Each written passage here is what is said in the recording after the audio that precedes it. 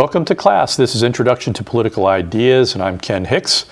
We have been talking about green politics, the politics and ideology of the environmental movement. We're going to continue our discussion of green politics. We're going to talk a little bit about the unresolved differences among environmentalists. Like any of the ideologies we've talked about, environmentalism tends to be riven with kind of factionalism. They may agree sort of on the critique of other ideologies. They may agree on the gravity of the environmental situation, but they have vast differences in terms of what they're hoping to achieve and how they hope to achieve it. Then we're going to conclude our discussion of ecology as an ideology. And then we're going to move on, if we have time, to begin our presentation of radical Islam. And we'll have a brief introduction there and a discussion, or start a discussion, of the history of Islam and the historical and political and social factors that have contributed to the emergence of radical Islam. So there remain significant differences among environmentalists over again, basically how they perceive environmentalism. One of the views that we're going to talk about today is the idea of ecofeminism. And again, this is one of these kind of hybrid ideologies that is blending aspects of, feminism and environmentalism. These folks largely agree with social ecologists that encroachments on the environment are practiced by the wealthy and powerful. They tend to add to that critique that these practices are mostly undertaken by males, from Western civilizational perspectives. They argue that this kind of androcentric or male-centered views have resulted in widespread destruction of ecosystems in the name of progress. And this destruction is particularly hard on the lives of women and families in the developing world. If you look at the picture on the slide, this is Val Plumwood, who is she was a very prominent Australian ecofeminist, whose book, Feminism and the Mastery of Nature, is viewed as, again, sort of essential reading among ecofeminists.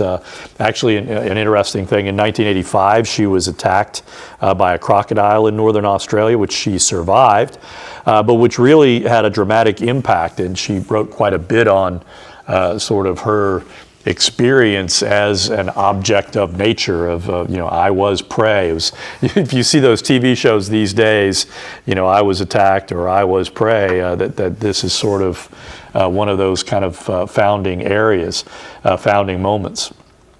So let's jump in and talk a little bit about Plumwood's arguments in Feminism and the Mastery of Nature.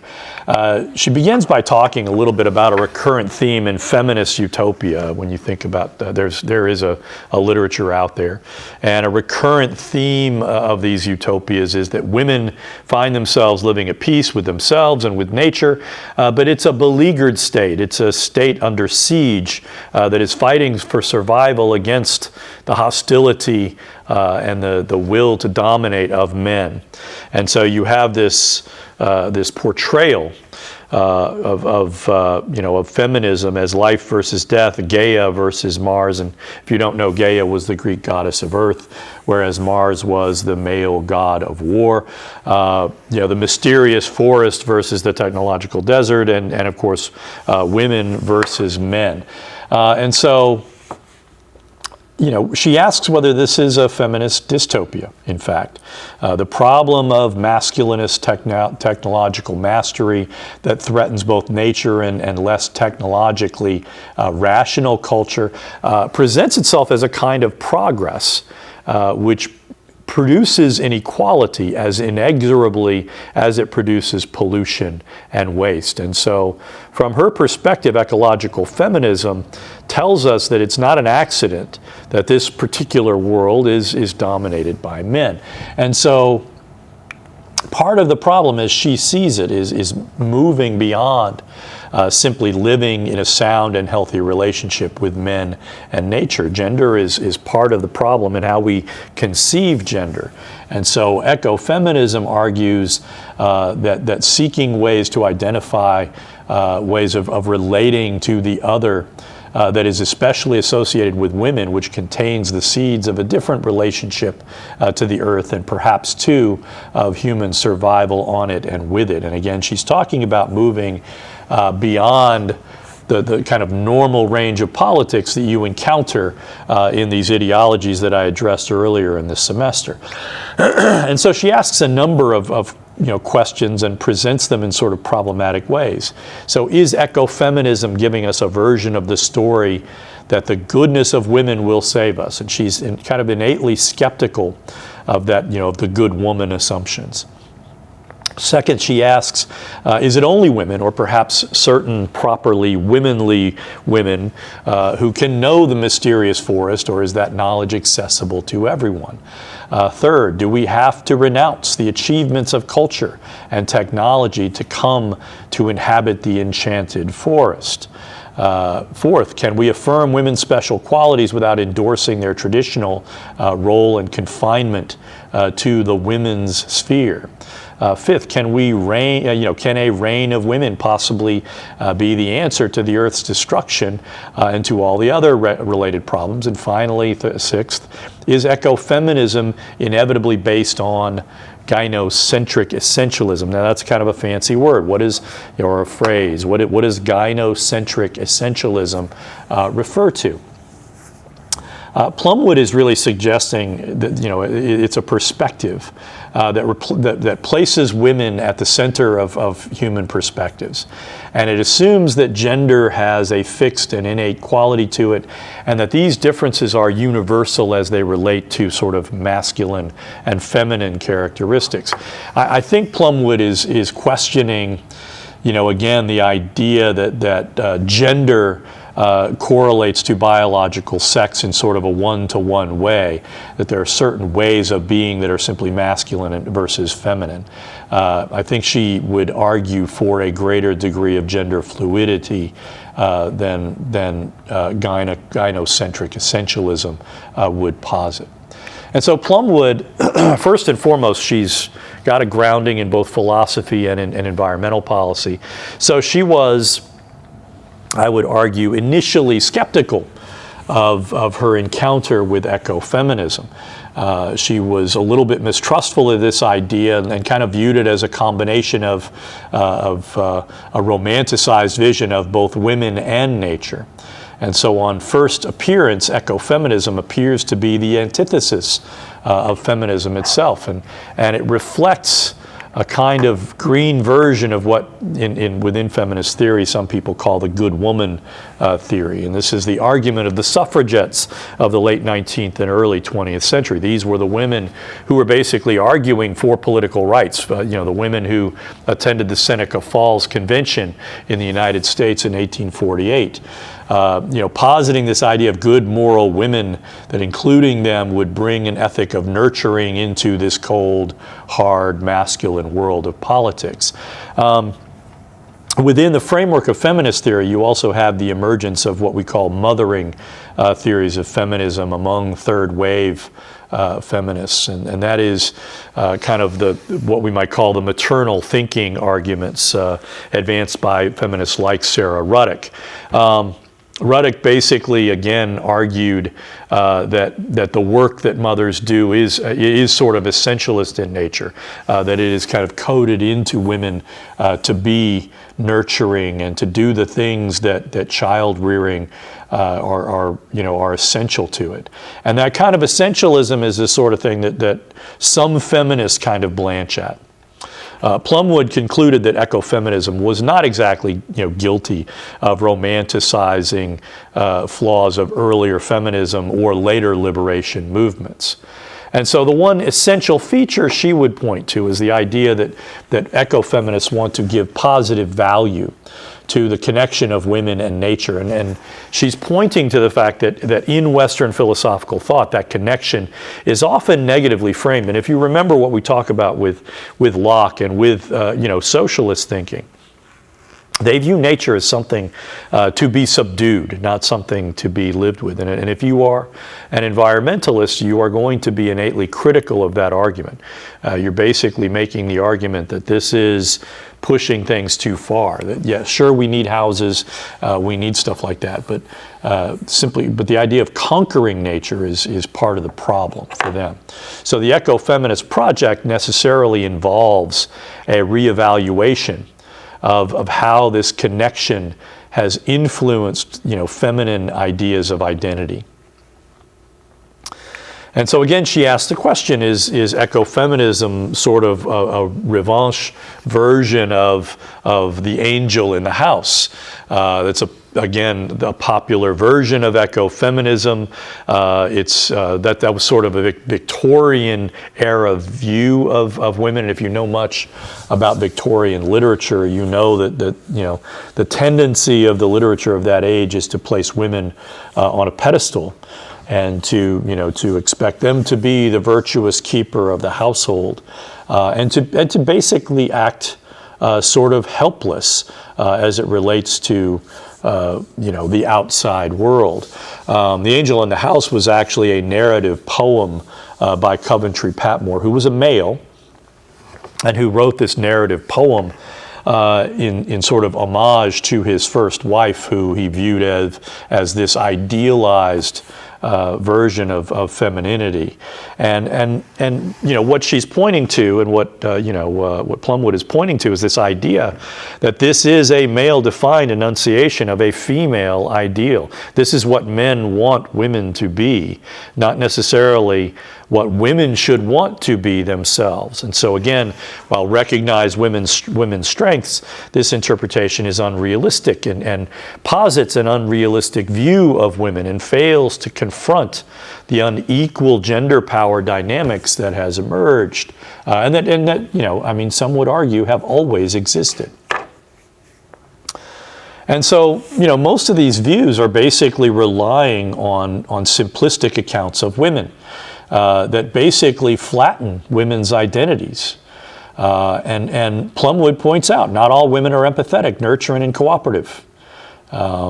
She was a woman who had 2 children who did not survive early childhood. So another quote from Plumwood: women do not necessarily treat other women as sisters or the earth as mother. Women are capable of conflict, of domination, and even in the right circumstances of violence. I got a picture there of Mean Girls because that seemed like a good movie to point to. The idea of the angel in the ecosystem has been often characterized or characteristic of second wave feminism.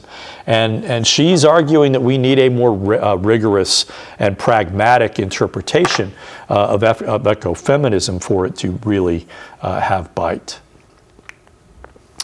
So she talks a little bit about green critiques and cultural universalism, and that again is this assumption that patriarchal Western culture is the default human culture. This is the argument of ethnocentrism, and it's.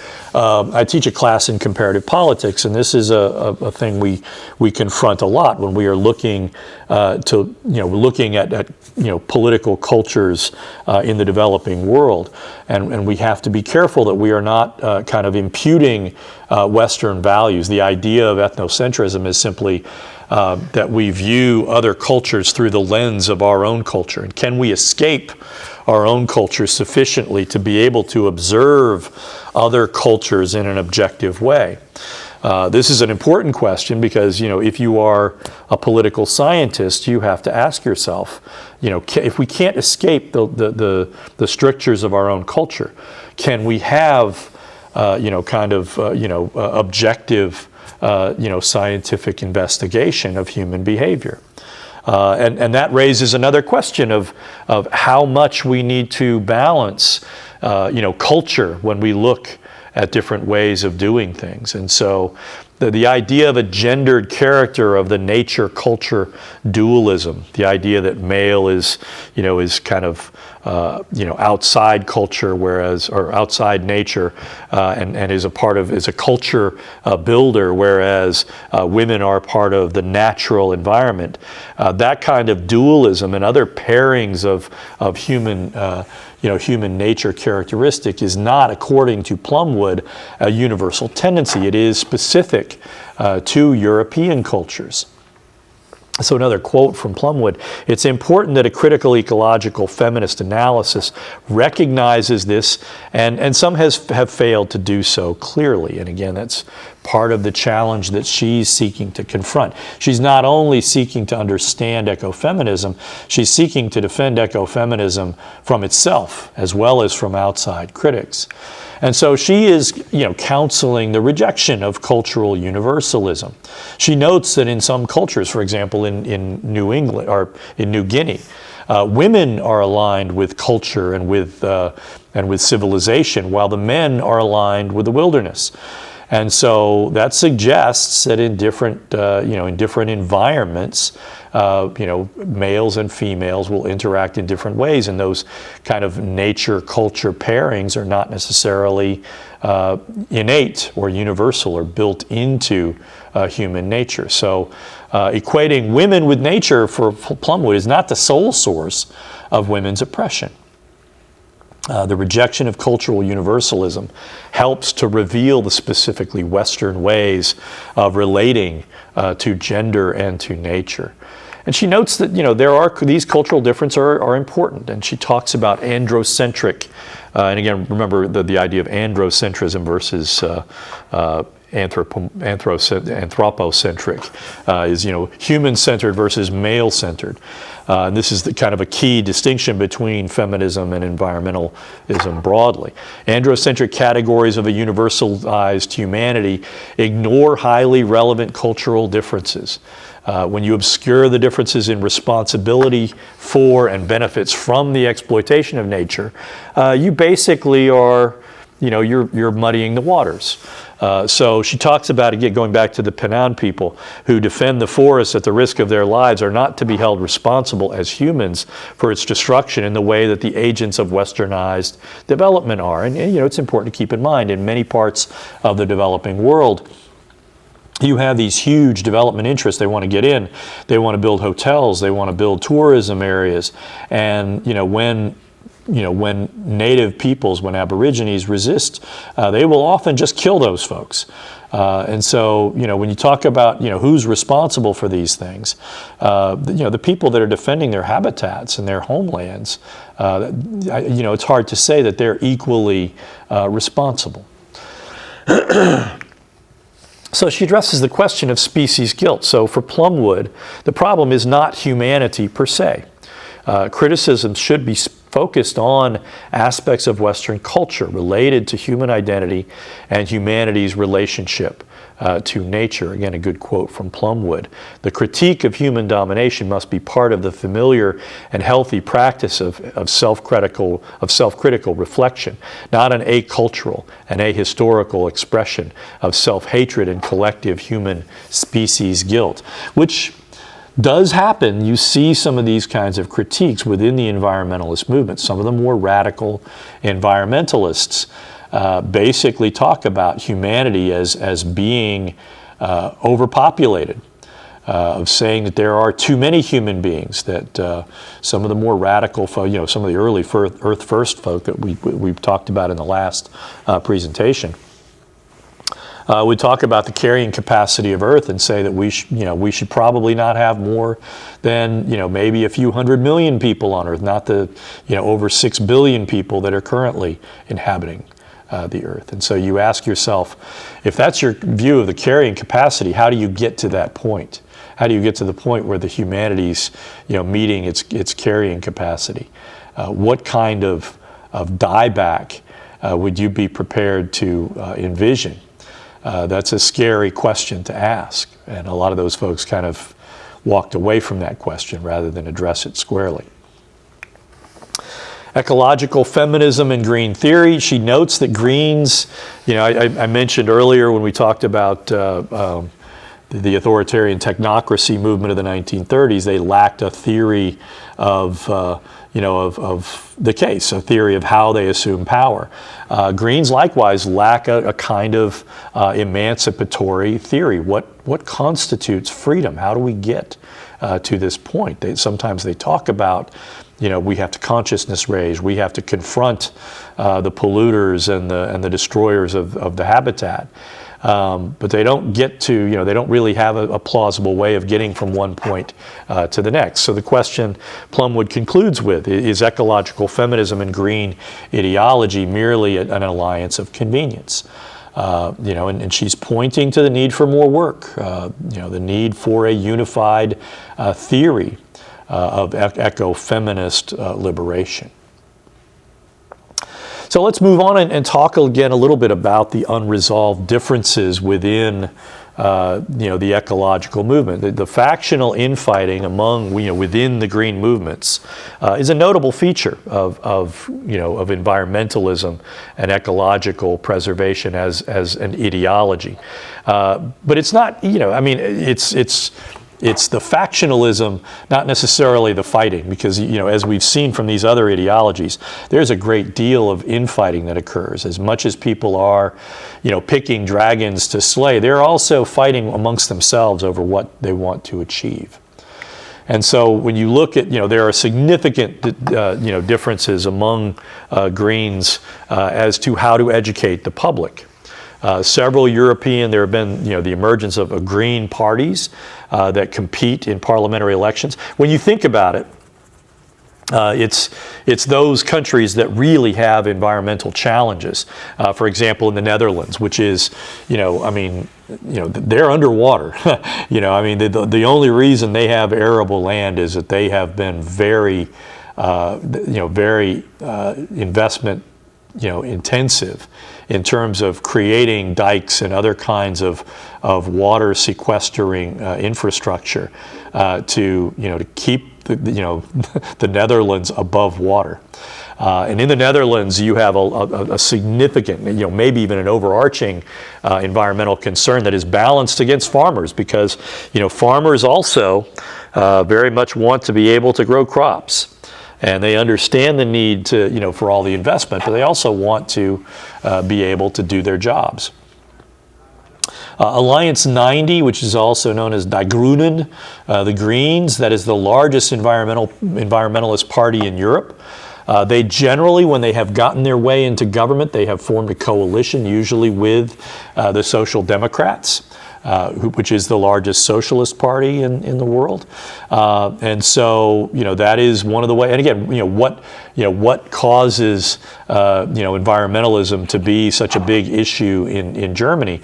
It has a lot to do with the anti-nuclear movement, of the 1980s, when the Reagan administration was going to move nuclear missiles into Germany. That sparked enormous resistance and really helped form kind of a partisan movement.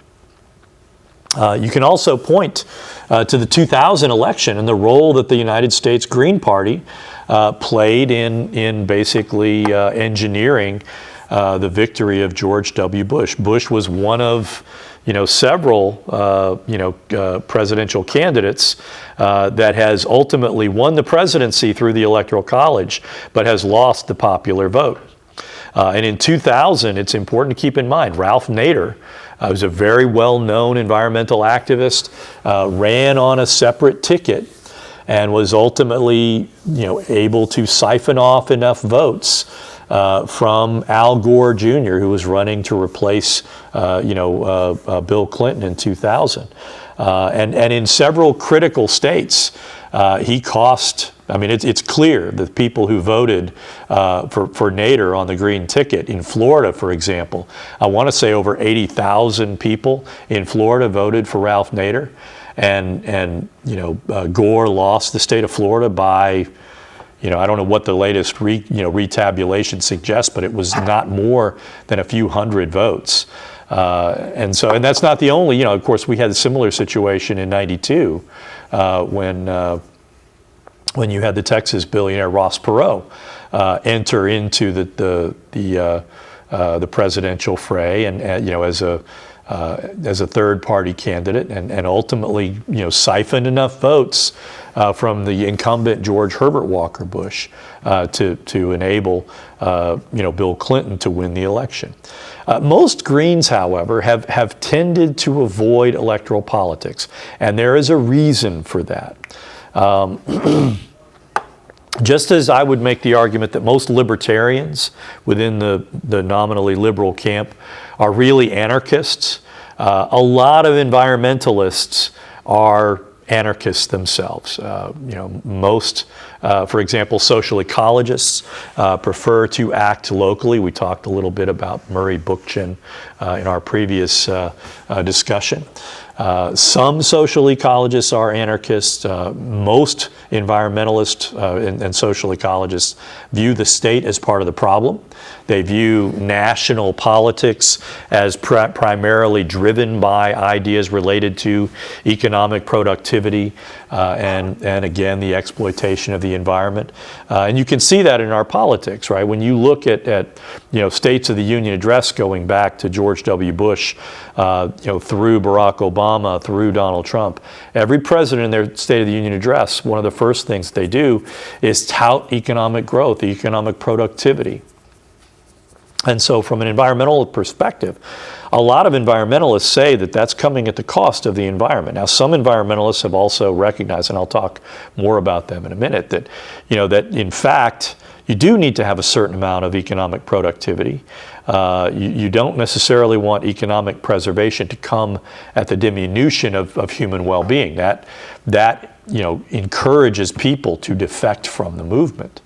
And so, most environmentalists view the replacement of the state with less coercive and more decentralized communes and cooperatives as the best way to go. And again, there you're seeing the connection between some social ecologists and versions of anarchist socialism of folks like Charles Fourier and Pierre Proudhon, who we talked about in our earlier discussions of socialism.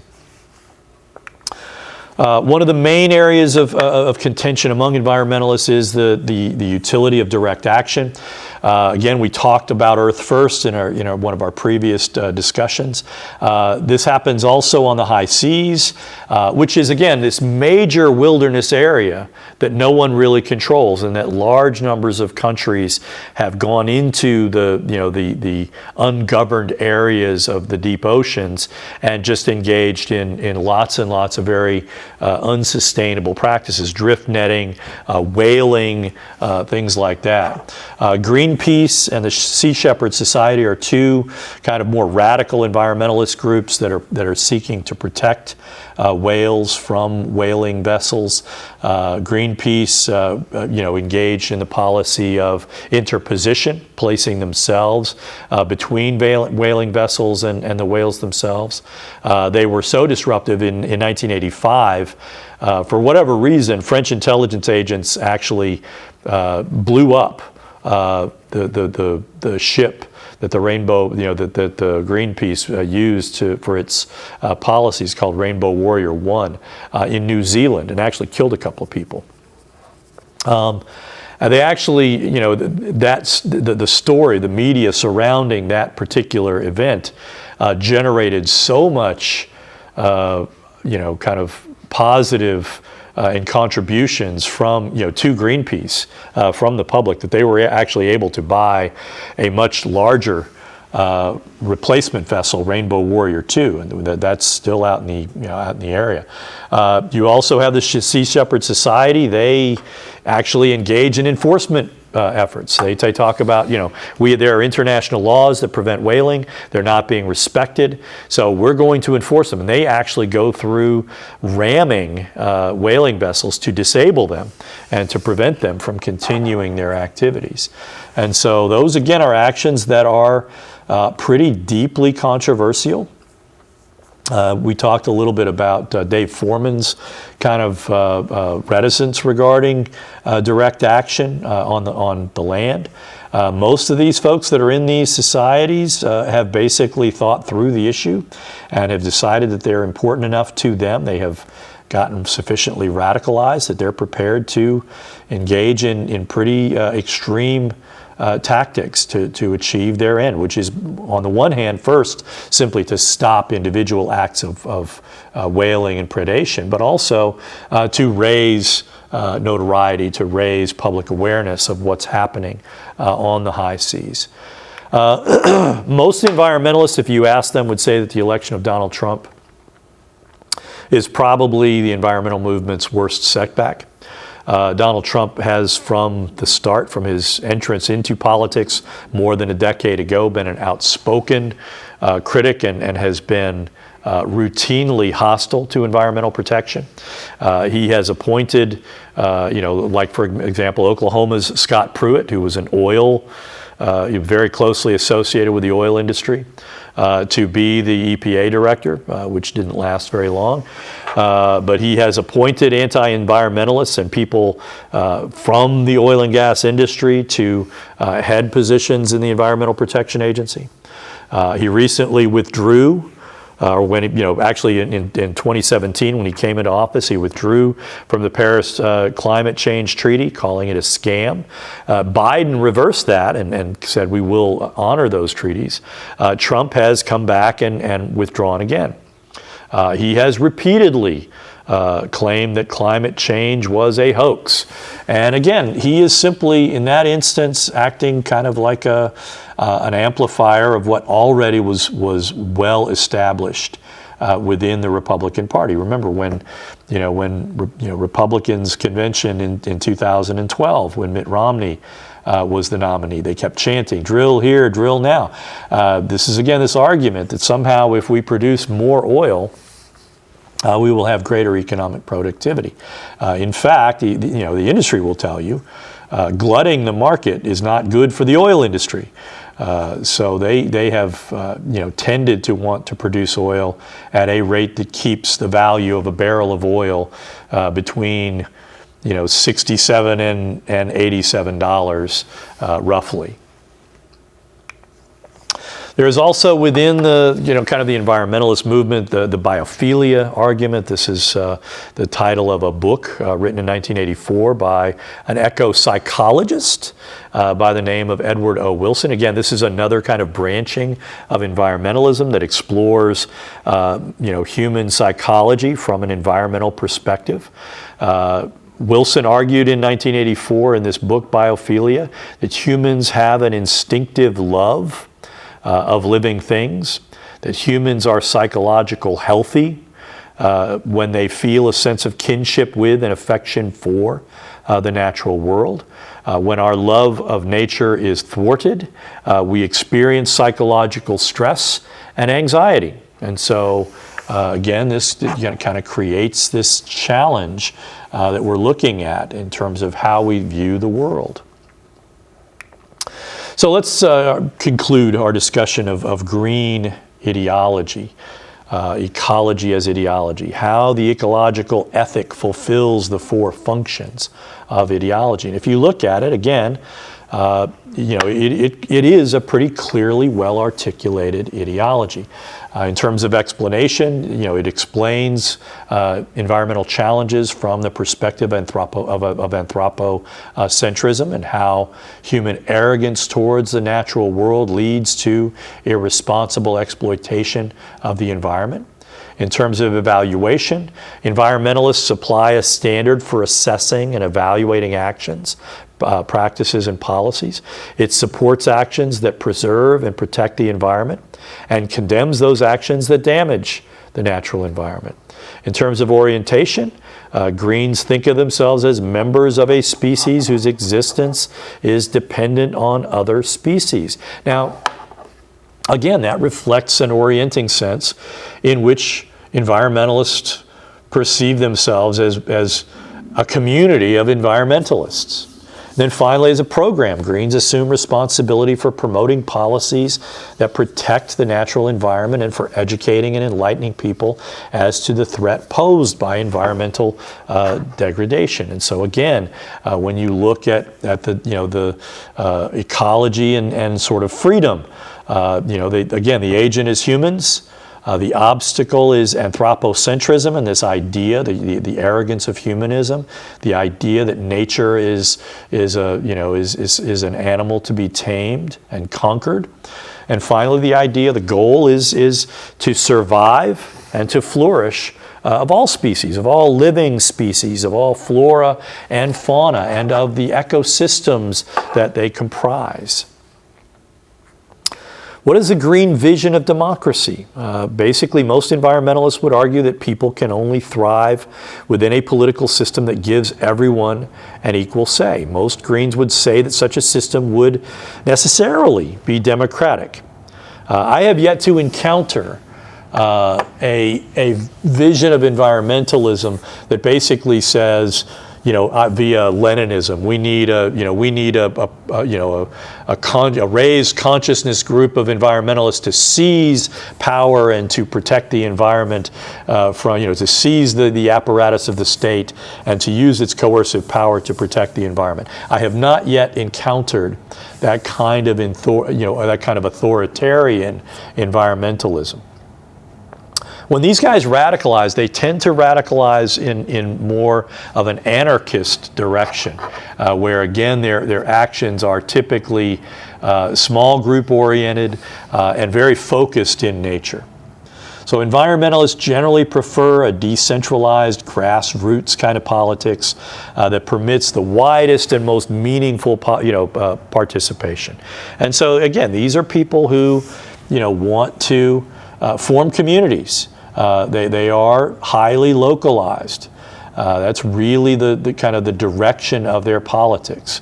To the extent that they believe in democracy, they often, again, they're following that dicta. Think globally, act locally.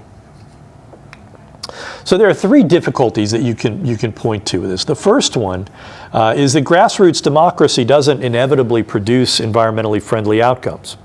A majority of Alaskans, for example, would favor drilling in the Arctic National Wildlife Refuge because, again, that would bring jobs and that would bring prosperity to the community. That would bring the things that communities like to see. That would lead to more economic activity. And so local interests often show greater interest in jobs and economic development based on a limited time horizon rather than on that long view of environmental preservation. You also have the kind of the NIMBY effect, which can be, can work against environmentalists. I've always been fascinated by stories, for example, in Minnesota, there you have really dueling groups. You have folks that are, eco tourists that are running directly into the more traditional jobs in that area, which are mining. And so they want to preserve the environment so that they can bring people in to view and enjoy the environment. And that, the miners are like, hey, we need to get iron out of the ground. And so they really find themselves very frequently at loggerheads. Second difficulty is that air and water pollution know no national or local boundaries. Think about the radioactive waste from Chernobyl or Fukushima. That kind of waste travels for vast distances. So that despite, the idea that you're thinking globally and acting locally, Greens need to act internationally to protect environments in the developing world. And again, I mentioned the idea, people that are deforesting areas in Brazil and other and the Philippines are routinely being killed by hired gangs that are hired to basically clear out, the locals that don't want clear cutting and the destruction of forested areas. A third difficulty, again, is this idea, if you take seriously what touches all should be decided by all, well, how do you encompass the interests of animals or of unborn generations to be included in the democratic deliberations of the present? Do we need to enlarge our conception of democracy? And here you see the arguments raised for what some people call biocracy. And biocracy essentially refers to a system of limited government that adds a further check, which is a mandate to prioritize all life. Such a government would be a government where public policy is far more attentive to the findings of the life sciences. An additional aspect of biocracy would be a fundamental change in the parameters of representation, with representatives expected to expand their imagined communities to include animals and generations of humanity to come. I think that can happen in small scale. I think you've actually seen, for example, in some very relatively small countries, New Zealand comes to mind, where environmental concerns really do come to the fore. But it's often in the form of Maori people, the Aboriginal people of New Zealand in their parliament, protesting development investments. And so, again, if you recall from one of my earlier presentations on authoritarian technocracy, one of the basic criticisms of an earlier manifestation of technocracy in the 1930s was that it lacked a theory for the assumption of power. And I would suggest that biocracy suffers from a similar defect, in that people within the movement appear to think that a majority of humanity will simply evolve toward them if they keep putting in the work. It's clear that there is a literature, and that people have sympathy for environmentalism. When you think about the popularity of Henry David Thoreau's Walden, which was published in 1854, still read today. I read it in grad school. The significance of Carson's Silent Spring, published in 1962. It really, fostered a wave of environmental legislation in the United States. Rachel Carson, that's who that is. And then the environmentalist sensibilities. When you think of children's literature, if you've read the book as a child, saw the cartoon, or saw the more recent film, the Lorax. The Lorax speaks for the trees. That is sort of the vision of responsible citizenship that's been in our literature for quite some time. And again, you can ask the question: how deeply held are those kinds of sensibilities? I think most Americans, if you ask them in a poll, do you believe that the environment should be protected? Most of the people would say yes. Okay, but how deeply do they feel those kinds of sentiments? Do they view politics through the lens of environmental preservation, the way these folks do? Which, again, this is a fairly small number of people in most countries. Some people have raised questions. Are we going to see the end of environmentalism? There have been predictions of the death of environmentalism. That environmental-oriented parties would simply fade away, that interest group activity on the environmental protection side would simply just evaporate over time. Criticisms that green politics was a fad that was incapable of attracting sufficient support to alter the basic nature of politics have been, coming around, have recycled through and around. Pictured on this slide, Ted Nordhaus and Michael Schellenberger, who wrote an essay in 2004 called "The Death of Environmentalism," arguing that the current iteration of environmentalist group activity is incapable of meeting the challenges presented by climate change and should die to make way for new approaches. Other critics have condemned environmentalists as promoting doom and gloom as likely to produce resignation as activism. And again, this generates this challenge where people are looking, and again, you would say, yeah, I care about the environment, but I also want a Starbucks. I also want things. I want the material things that make my life tolerable. And so, from a lot of critical perspectives, environmentalism, is often, kind of condemned as a kind of do-gooderism, where again they're raising these challenges, but as often as not, they're alienating people as they are winning converts.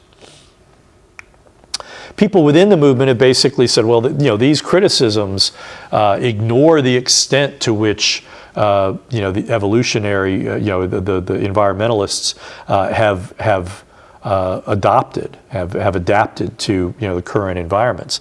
They recognize the forces that are arrayed against them and the power of money and the fact that the energy industry is able to twist laws and regulations to their advantage. So environmentalists have proven fairly adept at forging alliances. There again, I mentioned in Minnesota, and other parts of the country, there have been coalitions of Greens and hunters and fishermen to use ecotourism as an avenue of pursuing sustainability. And again, quite often, for example, in those upper tier states of the Mountain West and the Midwest, you have again the people that want to mine. And the big interest there is, and then you've got the people that want to hunt and fish on wild, in wild areas, and they don't want to deal with the ecological damage. For example, in Montana, also you've got hunters that are increasingly mad that the oil and gas industry has been able to, win control of state legislatures in Montana and the Dakotas, and again do mining, but also do, fracking and other things that are despoiling the areas where these folks traditionally want to go and hunt. You also have, of course, the Black-Green alliance between Greens and Black liberation theologians. You have, for example, the political implications of Louisiana's Cancer Alley and the fact that low-income Americans and minority are far more often exposed to toxic waste and other environmental threats than more affluent Americans. And this, again, draws these folks into a common cause. Greens have also, forged alliances with labor unions. Unions and environmentalists have worked together going all the way back to the 1960s. The relationship, however, is complex because, again, oftentimes environmentalists are advocating for policies that could be perceived as kind of job killers, and so very frequently the labor unions have not sided with environmentalists on certain issues. So there is this complicated jobs versus the environment dynamic. But generally speaking, certainly in recent years, environmentalists and labor unions have found common cause when you're talking about, for example, fair trade. The idea, which again, when you think about Trump's tariffs, you could see it as a kind of manifestation of fair trade, which some labor unions really like. Albeit they're often concerned about the heavy-handed nature of tariffs. But the argument has historically been that we have allowed the whole idea of competitive advantage, this notion that, okay, Vietnam can build T-shirts cheaper, therefore they should make all the T-shirts in the world, and our textile mills just disappear and go unused. A lot of people argue that if you are forcing Vietnam to pay workers in Vietnam a living wage, that would raise the costs of making T-shirts in Vietnam, and that would actually both raise the standards of living in Vietnam, but also mean that local, textile manufacturers could compete more effectively. And so again, the argument of sustainability is another thing that both labor unions and the environmentalists can find that they can make kind of a common cause. You've also seen the rise of a new generation of climate activists. They're, again, driven by exasperation over the ineffectiveness of global climate initiatives. Again, the United States is increasingly schizophrenic on this issue. When Republicans win the White House, they withdraw from any kind of global climate accords. When Democratic presidents get elected, they go into these climate accords. Some people point to what is known as the Greta effect. Greta Thunberg's Fridays for Future organization and the activities that they undertake to try and again raise awareness of environmental degradation. The international character of these climate movements, they recognize increasingly, again, the intermestic quality of environmental policies, that it is both international and domestic in nature. Extinction Rebellion in the United Kingdom is another youth movement that they're increasingly, again, resorting to things like civil disobedience and nonviolent resistance to push for environmental protective policies. So this concludes our discussion of environmentalism. And again, environmentalism, like other ideological movements, the walls between environmentalism and other ideologies is a lot more porous. Certainly on the left, the walls are quite a bit more porous. Oftentimes on the right, authoritarians and certain kinds of conservatives and certainly fascists view environmentalists as simply on the wrong side of their projects and what they believe in. So let's move on and start our discussion of radical Islam and the combination of historical forces that has contributed to the emergence of a politicized version of Islam. I have made the argument to the authors of the text that I use for this class that the chapter that they use to talk about radical Islam should be broadened and more generalized, that they should increasingly be talking about politicized versions, not just of Islam, but of other religions, and how how increasingly this combination of religion and politics and a certain kind of partisanship is producing an ideologized religion that is really quite dangerous and tends to be fairly radical in terms of how they perceive politics and the kinds of goals they're pursuing. So we're going to briefly kind of have an introduction to this idea of radical Islam, and then we're going to begin our discussion with a short history, because most Americans don't know that much about Islam and about Muslims and how they practice their religion. Most Americans didn't know a lot about Islam prior, certainly, to the attacks of 9/11, 2001. I would note I was in my second year here at Rogers State University. I was actually in a class. It was an 8 a.m. class when the first plane hit the two towers. It was a really traumatic event for me. I canceled classes that day. And we have to note the unique violence of the 20th century and the ideological foundations of the Cold War. We should note, for example, both the Cold War first and foremost had a tendency to sublimate religious and other kinds of civilizational kinds of conflicts. Samuel Huntington wrote a really influential book called The Clash of Civilizations. It basically made the argument from 1948 until 1989 or so, and really more like 1979. The Cold War between the United States and the Soviet Union really dominated international relations. And it had the tendency to freeze people in separate camps. And the kinds of things that kept people at odds were really sublimated under this broader ideological conflict between communism on the one hand and capitalism on the other. And so a lot of people looked at the Cold War's end, and we started talking about the peace dividend, and we started looking at the 21st century as this period of peace and prosperity. That really was shattered by the 9/11 attacks in New York and the District of Columbia and Shanksville, Pennsylvania, where again you had terrorists that kind of hijacked 4 planes, and was it 4 planes? Yeah, 4 planes, and piloted 2 of them into the World Trade Center, piloted another into the Pentagon, and was probably heading with the 4th plane to the Capitol to hit the Capitol building. But the people on the plane took it over and basically caused it to crash in Pennsylvania.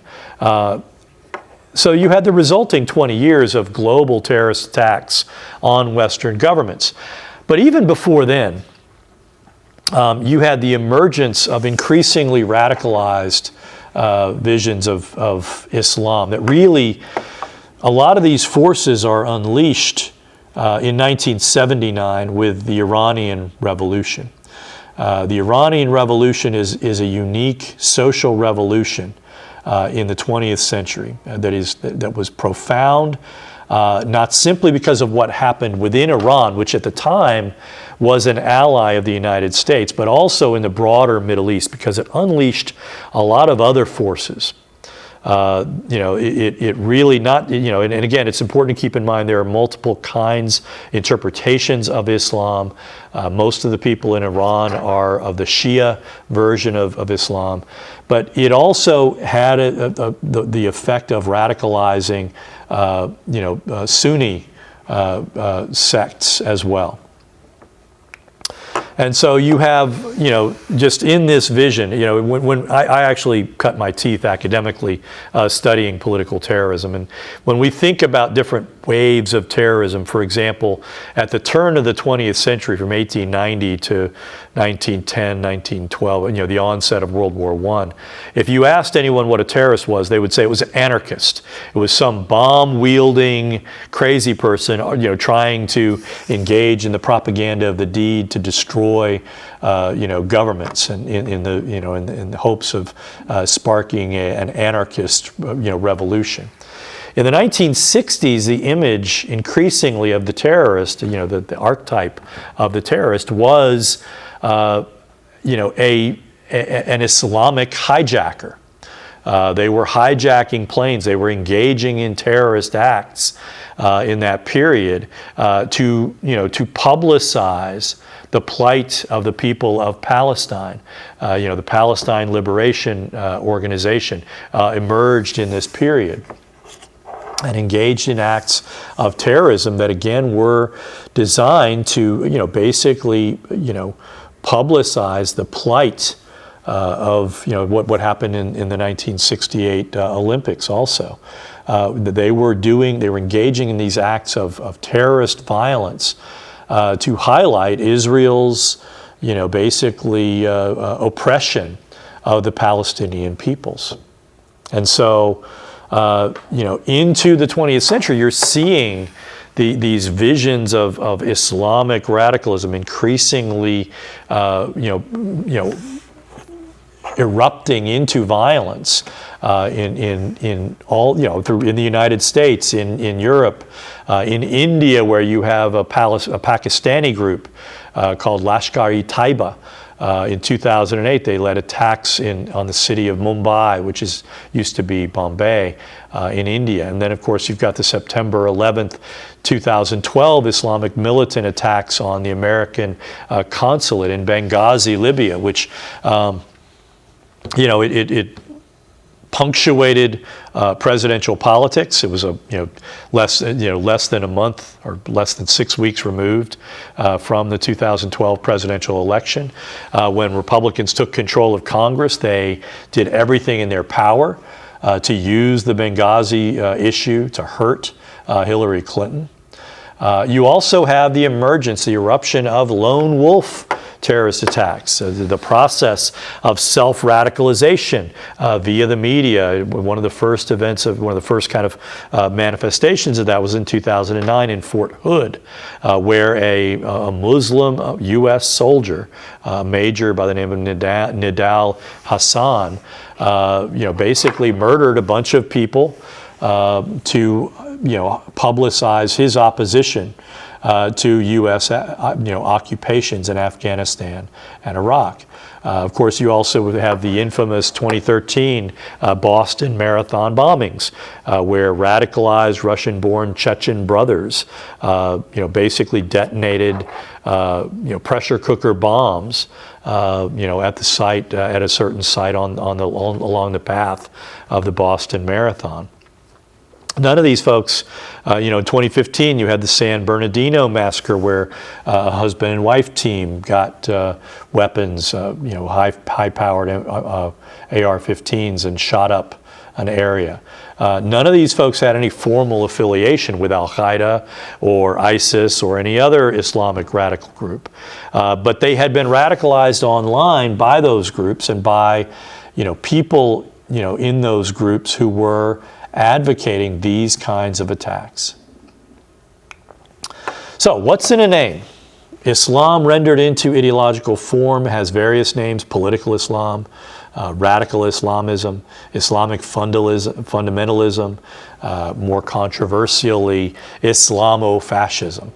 We need to understand the key elements of this new ideology. I remember when this textbook came out, when these guys first started writing, and it was pretty commonplace among those folks that write in the area of political ideologies, that they always are trying to say what ideology is not. And one of the, they talked about anarchism is not an ideology, it's more of a modifier. Likewise, nationalism tends to be, again, a modifier for specific kinds of nationalist movements. They also said that religion was not an ideology. And I still agree with them that it's not. But ideologized religions are increasingly becoming politically consequential. And I think they do have political and ideological implications. And I think that's true here in the United States. I think we have seen, for example, there's a Christian group called the Christian Identity Movement, that, Christian nationalism. I believe, some of these folks have a coherent ideology that is driven by their religious convictions. I don't think we should use that to taint the broader vision of Christianity. I think there again are within certain of the denominations, there are certain groups that are highly politicized to the point where they appear to have a fairly coherent ideology. Within, for example, Catholicism, there are some groups that are kind of maybe even to the right of Opus Dei, Catholicism, which is Opus Dei emerged in Spain as sort of a parallel, kind of group organization to the Falange movement of the fascist regime of Francisco Franco. And so, I think that there is an argument to be made that we should broaden our picture of what constitutes radicalized religions, and to include that in our analysis. We need to understand the key elements of an ideologized religion or a politicized religion that is acting as an ideology if you want to understand how it's influencing actions in the present world. Proponents of radical Islam believe they're the true believers. They believe that moderate Muslims are unbelievers. And so most Islamic parties and movements are nonviolent and believe in working peacefully for their religious ends. But it's important to understand Islam itself as well. There are complexities within Islam that make it harder for people to view it. Again, if you're viewing, Islam as a religion from a Christian perspective, you could be led into error by trying to compare Islam to Christianity, which I may fall into that trap at some point, but I'm hoping to try and avoid that. So we'll have a couple of, just very briefly talk a little bit about the major events and concepts of Islam, and again how it's unique as one of those great religions that are based on holy texts. So it is more than a religion. Christianity, certainly was much more of a quietist faith, especially in its inception, when it was, basically living. Christians in the first century were living within the Roman Empire, in an empire that did not trust or like Christians, and frequently engaged in pogroms against Christians. So Islam translates into submission. It is the surrender of the individual's will to Allah, which is the whatever the word, whatever Arabic or whatever word for God. Muslims believe Islam is not simply about spiritual salvation. They view the practice of their religion as a way of life. There are extensive rules governing their interpersonal behavior, typically, especially among very Orthodox Christians, and also, I would say, among Jews. They actually pray in separate parts of a mosque. Submission to God's will is the pathway to peace in this world and to paradise in the next. Most practicing Muslims, at several points during the day, I forget how many times, they are duty bound by their religion to pray, to adopt a prayerful crouch, and to find out which direction Mecca lies, and to recite their holy prayers. There are roughly 2 billion adherents of the Islamic faith. Muslims inhabit almost every part of the globe. There are many Muslims in the United States. They are predominantly located in Michigan, on the East Coast. There are a good number in Texas and the West Coast as well. There are a fairly good number of Muslims in Canada as well. There are some Muslim communities in Latin America and in Mexico. But if you look at this slide, you'll see that the most dense population of Muslims is in Northern Africa, the Horn of Africa, the Middle East, and in Central Asia, and in Indonesia, which is an island country as part of the Melanesian archipelagos, that have large numbers of Muslims. It is, I believe, the largest Muslim country in terms of population. I would also note that some of the Philippine islands have significant Muslim populations, especially the largest southern island of Mindanao. And so when you look at it, and when you look at Islam from the perspective not simply of religion, but also of culture, when you think when all these different areas became Muslim by whatever means, they were taking over countries that had very distinctive cultures. And so in many cultures, there are practices that have kind of seeped into the religion that are in my view, I would say very kind of troubling. One would be for example in Southern Africa they circumcise the women, the women of the tribes in Northern Africa, which I think is a human rights crime. I would also argue that Islam, as it has been interpreted historically, has a pretty profound misogynistic undercurrent that basically forbids women to play an equal role in society and in in politics. That said, there are some Muslim cultures where you have had women heads of state. There has been a women president in, I can't remember which northern African society. Pakistan has had a woman president. And so it's ironic that the United States, where we believe we are better than them in our ethnocentric assumptions, we have yet to elect a woman president, but several Islamic dominant countries have. So when you look, there's a significant Muslim presence in India. There is a significant Muslim presence, again, in throughout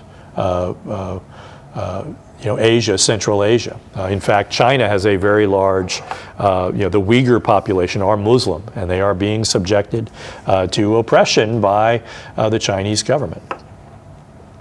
So it is the dominant region of these regions since around 620 of the Christian era, which again is 600 years after the death of Christ.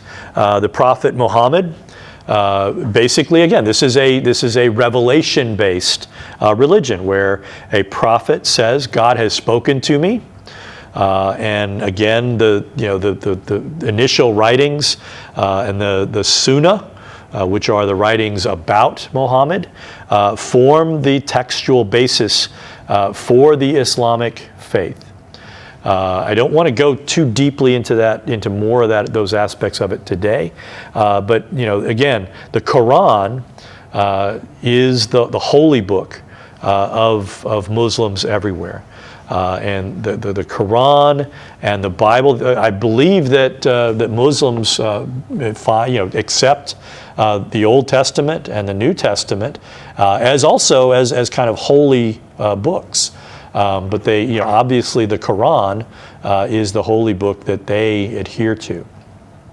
And again, it is distinct from the Torah or the Old Testament and the New Testament in the kind of the political implications that come from how Islam emerged and how it spread. Okay, Judaism is less of a proselytizing faith than Christianity. Christianity was a proselytizing religion.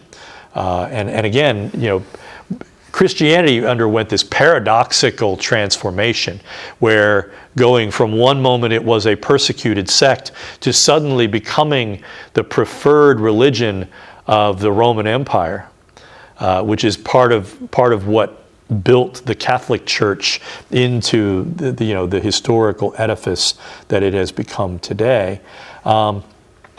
Islam carried its religious faith militarily, and there was always a political and military implication to how Islam emerged and spread. And so I'm going to end our presentation there. We're going to continue our brief kind of historical discussion of Islam in our next presentation.